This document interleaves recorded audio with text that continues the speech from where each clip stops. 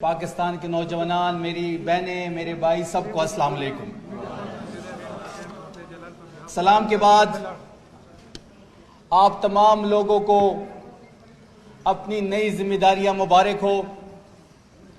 आप तमाम लोग जो इस वक्त खैबर पख्तूनख्वा यूथ असम्बली का हिस्सा बनने जा रहे हैं, मेरे तमाम भाई और तमाम बहनें जो इस वक्त इस हाल में मौजूद है, आप पाकिस्तान का फ्यूचर हैं।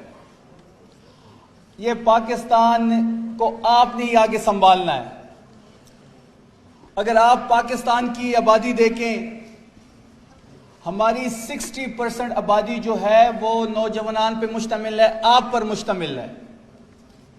और जब किसी मुल्क के पास इतनी बड़ी आबादी, इतना बड़ा एसेट मौजूद हो, तो इस एसेट से वो फायदा ना उठाए, इस एसेट को वो डीरेल करे, इस एसेट को वो दीवार से लगाए, तो इससे बड़ी बदकिस्मती किसी मुल्क की भी नहीं है।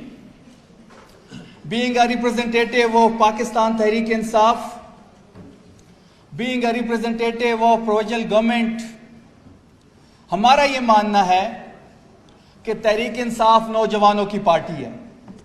हमारा ये मानना है कि इमरान खान नौजवानों का लीडर है।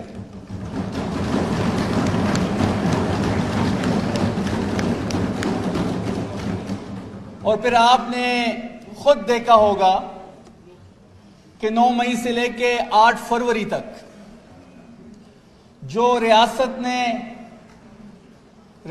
के इदारों ने, रियासत के हर इदारे ने जो ज्यादती और जुल्म पाकिस्तान तहरीक इंसाफ को बनाया, 9 मई के बाद जो एक ऑपरेशन हमारे खिलाफ लॉन्च किया गया, false flag operation Tehreek Insaf के खिलाफ लॉन्च किया गया।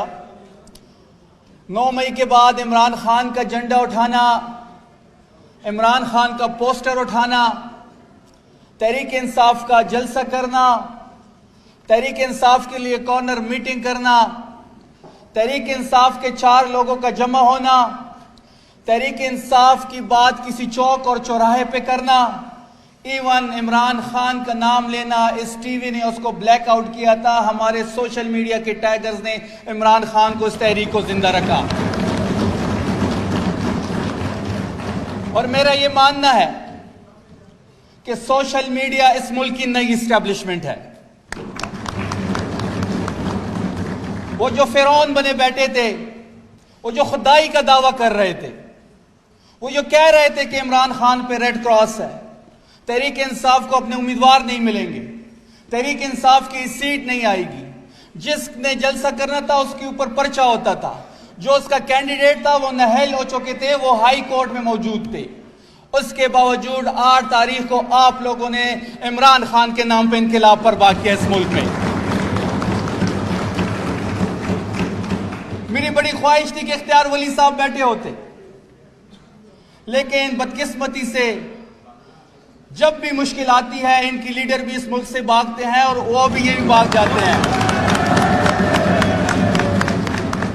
मेरी बड़ी ख्वाहिश थी कि उन्होंने इमरान का नाम लेके जनरल फैज से होके और जमहूरियत का दर्ज दिया, कि वो यहां बैठे होते और सुनने का हौसला पैदा करते। क्योंकि जमहूरियत में आपके पास सुनने का हौसला होना चाहिए। जमहूरियत में आपको क्रॉस क्वेश्चन सुनने का, उसका जवाब देने का हौसला होना चाहिए। मेरे भाई ने बात की जनरल फैज की। जनरल फैज कोई हमें विरासत में तो नहीं मिला था, इसी इदारे का जनरल था। अपना इदारा ठीक करो, फिर अपना इदारा ठीक करो। हम कोई विरासत में तो नहीं लेकर आए थे जनरल फैज को। फिर इस तरह अगर हम कहानियां खोलने बैठे तो फिर 11 सितारों की पार्टी जनरल जिलानी वाली थी। नवाज शरीफ जनरल जिलानी की पैदावार है। अगर ये कहानियां हम खोलने बैठे, फिर हम गराज से स्टार्ट लेंगे। हम फिर 1989 से स्टार्ट लेंगे। फिर हम ये भी बताएंगे कि कौन अटक के किले में बंद होकर माफिया मांग रहा था और इस मुल्क से भाग रहा था। और मेरा लीडर और मेरा लीडर और उसकी बेगम बुशरा बीबी चट्टान की तरह खड़े हैं इस सिस्टम के खिलाफ। हमें ना बताया जाए, हमें ना दर्ज दिया जाए जमहूरियत का। हमें पता है कि आप कैसे बैठे हैं। फॉर्म 47 वाले हमें जमहूरियत का दर्ज देंगे। इनको शर्म नहीं आती कि एक फॉर्म 47 की वजीर आजम का कोऑर्डिनेटर होकर जाली वजीर आजम का जाली कोऑर्डिनेटर दर्ज देगा मुझे। आप इस सूबे की बात करते हैं, सूबे की स्टेक होल्डर इमरान खान और तहरीक इंसाफ है और आप लोग हैं। पहली दफा इमरान खान ने एक नौजवान, एक ग्रास रूट लेवल के वर्कर को, एक कबायली नौजवान को इस सूबे का सीएम बनाया है। हमसे ज्यादा किसको पता है कि जो गुजरती है हमारे ऊपर गुजरती है।